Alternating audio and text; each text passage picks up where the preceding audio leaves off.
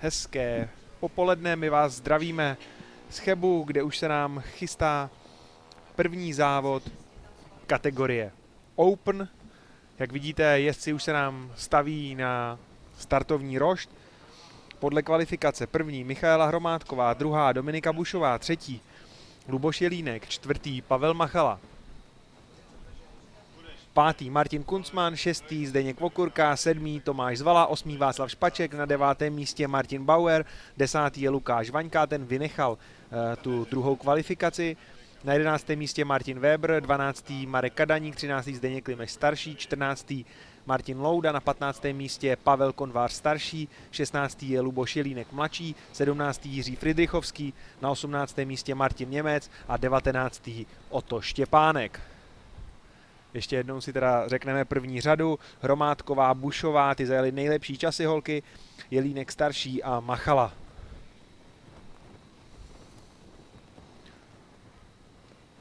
Teď ještě dojíždí Martin Kunzman a Zdeněk Vokurka. A jakmile budeme mít rošt kompletní, tak začneme.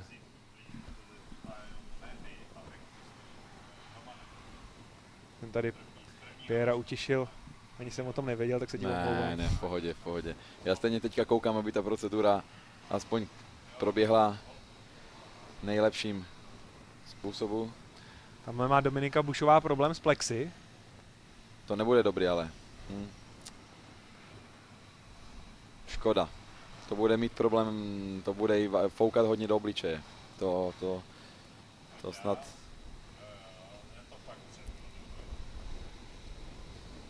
A je to na startu. A odstartovali skoro všechny, jenom poslední tam neodstartoval v klidu, ale vypadá, že do první zatáčky se tam všechny vešly. Posledního teď pořadatel roztlačuje, tam měl Lubošovi Jelínkovi staršímu, tomu to poskočilo jako kozel. Viděl jsi to při tom startu? Tomu se ten start moc nepoved.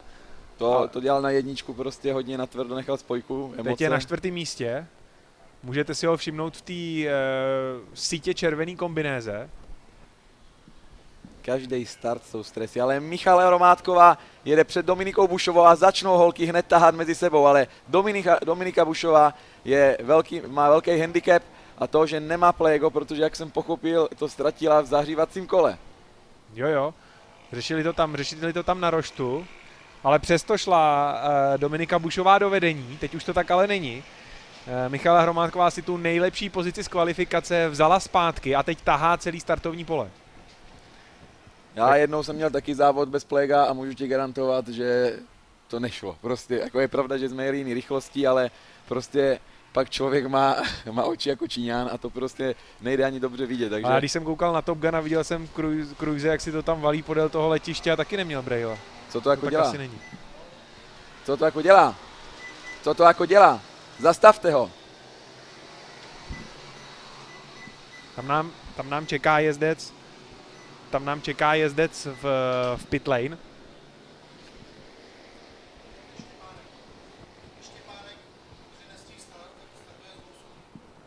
A to byl Štěpánek, protože nestihl start, tak je to závodník Štěpánek, nestihl start, tak startoval z boxu, můžete si ho všimnout v té bílé přilbě.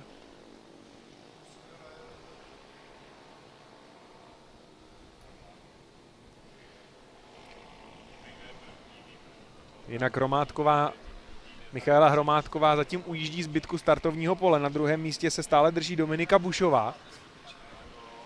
Hromádková dodržuje to tempo, co jsme mysleli, že bude mít. Hromádková dodržuje to tempo, co jsme mysleli, že bude mít, ale Bušová přes ten handicap dokáže taky držet to tempo, protože myslím si, že takový výsledek, druhý místo bez plexy, to je taky hodně dobrý výsledek. Ale Michaela Hromádková krásně krouží tu poslední zatáčku. Jedna zajímavost je, že oni holky mají úplně stejné motorky. Na 3. místě Kunzman, za ním Jelínek, 5. je Vaňkát. Chvilku to tam vypadalo, jako kdyby Jelínek byl trošku zdržovaný třetím Kunzmanem, ale teď tam zase Kunzman dostal nějaký prostor a dostal se za ní. Tady v té technické pasáži se se Jelínek dostává zase za zadní kolo závodníka před ním.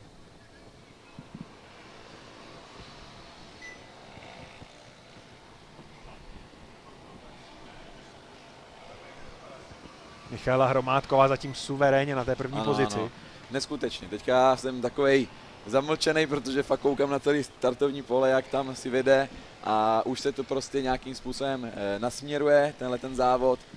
1:11:128, takže se přiblížila nejlepšímu času z kvalifikace. Už se tam blíží, no. Já si myslím, že jo, určitě ještě zrychlí, pravděpodobně už tohle kolo, ukáž.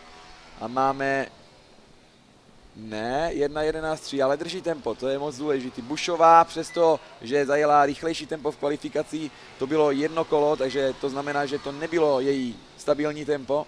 A teďka ale stejně dokáže držet to druhé místo. Budeme pro ní doufat, že zvládne vydržet bez plexy, protože říkám, závod bez pléga je prostě... A teď je tam krásný souboj o třetí místo. Kunzman s Jelínkem. Přesně tak.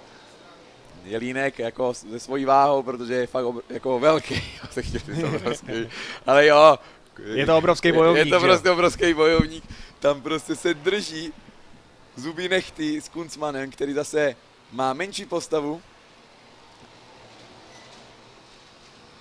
Takže uvidíme, jak dopadne ten souboj. Na pátém místě je Václav Špaček. Že to je Špaček, já jo, je tam na pátém místě, ale ta dvojice, i když spolu svádí souboje, tak mu ujíždí. Ale víš, to je neskutečný, že první místa jsou lidi, kteří nebojou vůbec o mistráku, jo? Jako Bušová, myslím si, že je docela vzadu, nebo docela vzadu, je vzadějc, Míša Hromádková to samý, Jelínek to samý, jenom Kunzman a Špaček jsou ty, co můžou nějakým způsobem měnit to pořadí, takže je to velmi zajímavý, protože tohle to otevře neskutečný... Zamíchá to pořadí. Zamíchá to pořadí neskutečným způsobem. Takže teďka vidím, že Špaček pravděpodobně se bude dotahovat, ale mám pocit, že dotahují i Dominiku Bušovou kousíček. Tady jsou pak ty další dva za Špačkem, který jsou tam docela blízko nalepený za sebou. A teď Jelínek jde před Kunzmana, ne, tak tady se mu to ještě nepovedlo. Máme 6 kola do konce, závod se jede na 10 kol, takže ono, člověk si řekne jenom 10 kol, ale 10 kol v tempu závodní, každopádně i, když to řeknu, pro lidi, kteří nejsou zvyklí tolik závodit, je velmi složitá práce, ale Bušova krásně předjela kolaře, který šikovně byl mávaný modrou vlajkou od traťáků na úseku 6.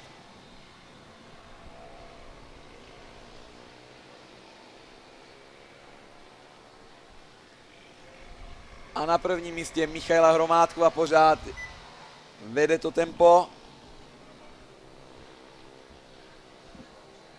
12:751. Teď nám trošku... Vadla, ale... Trošku zpomalila. Ale Kunzman nám odchází od Jelínka, takže Jelínek má teďka... Ano, Kunzman zajel 12:747. Takže jako on dotahuje ještě Jelínek teď o půl vteřiny horší. A 12:42 na 6. místě Pavel Machala, 12:433 Tomáš Zvala, to je ta dvojice za Špačkem, o který jsem mluvil. Ano, přesně tak. Ty jeli vlastně 2,5 sekundy lepší kolo než Špaček, takže Václav Špaček se bude muset dívat za sebe za chvíli. To se ještě promíchá ke konec, jo, je to tak. Zvala se dotahuje ke Špačkovi. Dominika Bušová si drží tu druhou pozici celkem v klidu, má tam za Kunzmanem a Lubošem Jelínkem docela mezeru. A už vidíme ty dva vlčáky na 6., 7. místě, jak se dostávají za Václava Špačka. Podívej se, Pierre, už jsou kousíček. Teď tam jo, už tam je. A hlavně Tomáš Zvalek přichutí, protože je docela vepředu i v mistráku. Myslím, že je druhý, jsme říkali. A jo, přesně tak. A Zdeněk Vokurka, který prostě je jeho přímý soupeř, je hodně vzadu. Ten je na 12. Takže to by pro ně byl pěkný bodový zisk. Přesně tak, protože jestli dokáže vůbec ještě Špačka, protože už se fakt přibližuje, on předjel teďka Máchalu neskutečným způsobem, hodně rychlý, ale já bych ještě si troufnul říct, že Tomáš, když zatáhne, tak se může přibližovat i Jelínkovi. Je to sice dálka, ale tempo pravděpodobně tam bude mnohem rychlejší. Vedoucí závodnice Michaela Hromádková už předjíždí závodníky okolo. Teď už ji můžeme vidět v té poslední třetině trati, tam jí zbývá ta ostrá zatáčka esíčko a už pomalu bude točit do cílové rovinky.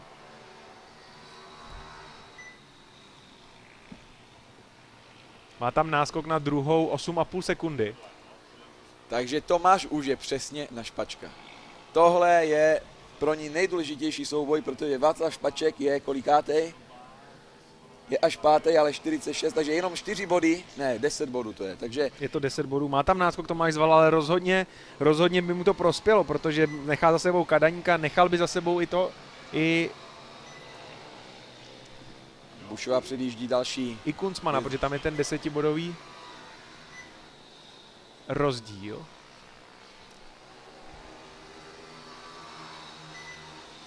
Tomáš Zvala předjíždí, Špačka nepředjíždí, ale už se snaží, už se tam ukazuje. Takže Špaček ví, že bude muset začít zatáhnout, aby to prostě zvládnul ten závod na 3. místě. Teď přichází pro oba jezdce ta technická pasáž, je spoustu prostoru k předjetí. Vidíme, že oba jezdci volí trošku jinou stopu.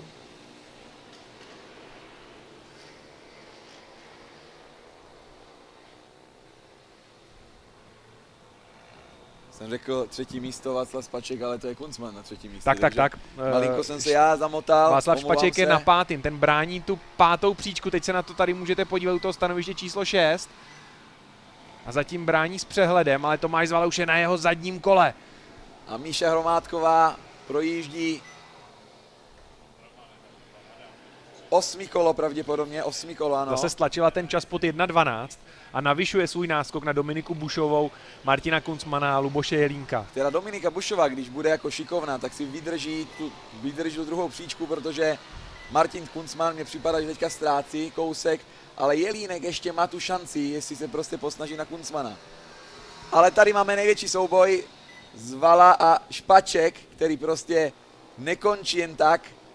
Teď to vypadá, že tam Zvala. Ale Zvala měl vzít slipstream, aby mohl malinko líp, ale nevyužil to, takže ještě se drží za ním, takže jak znám Zvalu, je to náš ajťák, takže tím pádem si to bude nechat na konci závodu, protože on si to teďka čistě naprogramuje.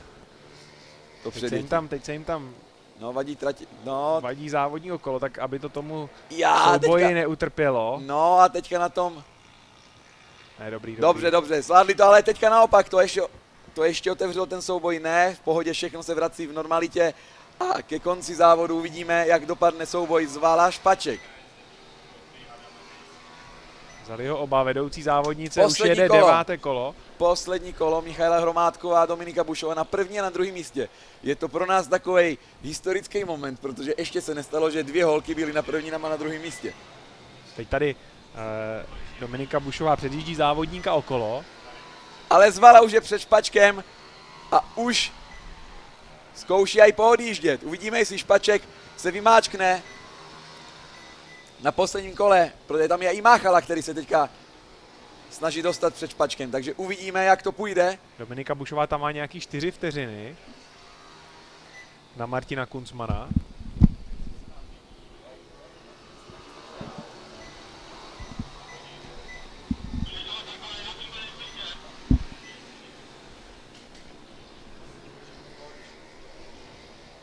A zatím vidíme jistou jízdu vedoucí závodnice.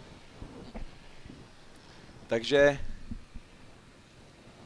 Míša Hromádková už se blíží ke konci a šachovnice se chystá, takže Michaela Hromádková její první závod na 1. místě v Chebu zvládla na výbornou. Gratulujeme Michaele Hromádkové, na 2. místě by měla dojet Dominika Bušová na 2. místě. 3. Kunzman, 4. Jelínek. Ale 5. to zvládá Tomáš Zvala po velkým souboji. Spokojeně. S Václavem Špačkem, ten dojíždí právě teďka. Že Tomáš Zvala si určitě pomůže a upevní si tu druhou. To jo, no, tu druhou příčku. Tam ještě nějaký body na něj získá Martin Kunzman. Takže to ještě víc promícháme teďka. Přesně tak. Dominika Bušová zase taky asi polepší a přisune se trošku na tu špičku, měla 39 bodů. No, tak tím pádem to je 39 plus 20. Tak to už máme 59 bodů, takže můžeme říct, že Bušova se vrací. Možná do hry o titul, nebo o to Přesně přední tak. umístění. A já vám teďko přečtu kompletní pořadí, máme ho tady připravený, takže na prvním místě dojela Michaela Hromádková, druhá byla Dominika Bušová, na třetím místě Martin Kunzman, čtvrtý Luboš Jelínek starší, pátý Tomáš Zvala, šestý Václav Špaček, na sedmém místě Pavel Machala, osmý Lukáš Vaňka, devátý Marek Kadaník, desátý Zdeněk Klimeš starší, jedenáctý Martin Bauer, dvanáctý Zdeněk Vokurka, vedoucí muž před chebským zastavením seriálu. Na 13. místě Martin Douda, 14. Martin Werner, na 15. místě Jiří Friedrichovský, 16. je Pavel Kovář starší, na 17. místě se umístil v této jízdě Otto Štěpánek, 18. byl Martin Němec a na 19. místě nakonec Luboš Jelínek mladší. Ještě se vrátím k 17. místu, tam byl Otto Štěpánek, který startoval z boxu. Myslím si, že první závod se poved. Máme suchou dráhu, což je pro nás asi to nejdůležitější. Určitě se poved a docela mě potěšilo, jak si vedly obě holky, protože to byla od obou jízda start cíl. Dokážeš si představit, když jako holka má za sebou dalších 18 jezdců, nebo když ho vezmu, ty dvě holky měly další 17 jezdců za sebou. A ty 17 jezdců byly všechny chlapy. Super, myslím, že to je To byly jediný dvě holky. Výborný výsledek a hlavně jim to dá spoustu sebevědomí do druhého závodu. A já si jenom říkám, co by se stalo, kdyby Dominika Bušová měla to plexi? Protože tam možná mohla s tou Míšou Hromádkovou bojovat. Myslím si, že ještě to tempo nemá, podle toho, co vidím, ale myslím si, že ona má takový charakter, co jsem poznal, hodně průbojnej. Takže je možný, že teďka určitě do druhého závodu se bude chystat přímo na takový závod, na takový předjetí. Uvidíme, co dokáže, ale každopádně zaslouženě prvně druhý místo holky, protože je to vždycky radost se na to koukat a ne, aby chlapi se cítili z toho méně ceniny, protože my bychom to trpěli, co si budeme povědět, všichni bychom to trpěli. Ale ty holky si to zaslouží. Přesně tak, já si myslím, že tam není co říct. A jinak Luboš Jelínek, starší, musím říct, že zabojoval taky fantasticky, protože on fakt tu trať neznal, přišel dneska ráno a bez toho, že znal tolik tu trať, dokázal naproti ostatních tam jako se držet vepředu. Super, takže... Čtvrtý místo. Mladýmu se bohužel tolik nedařilo, že jo, tento odjel na posledním, ale myslím si, že má ještě jeden pokus na Má jeden pokus, ale já si myslím, že hlavně se baví.